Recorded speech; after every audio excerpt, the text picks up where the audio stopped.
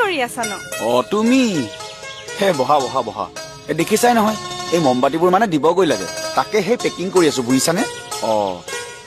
চোৱাচোন চোৱা নতুন ডিজাইন অকমান দিবলৈ চেষ্টা কৰিছিলো কেনেকুৱা বা হৈছে বাহ বঢ়িয়া হৈছে পিছে তুমি মমবাতি বনাবলৈ কেনেকৈ শিকিলা APFBC আয়োজন কৰা মমবাতিৰ কৰ্মশালা এটালৈ গৈছিলো গম পাইছানে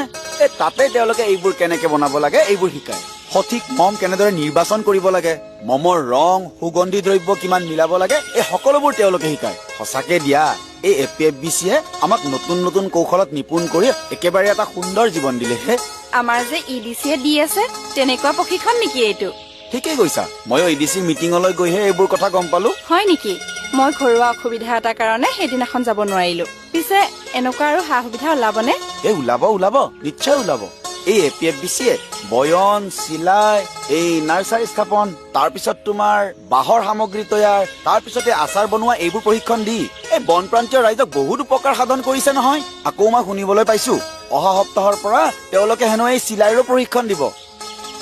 এইবাৰ মই চিলাই প্ৰশিক্ষণটো লৈ থব লাগিব এনেও মই চিলাই শিকু কৈয়ে আছিলো লৈ থোৱা এনেধৰণৰ প্ৰশিক্ষণে দক্ষতা বিকাশৰ লগতে পৰিয়াল আৰু আমাৰ নিজক সমাজত এক পৰিচয় দিয়ে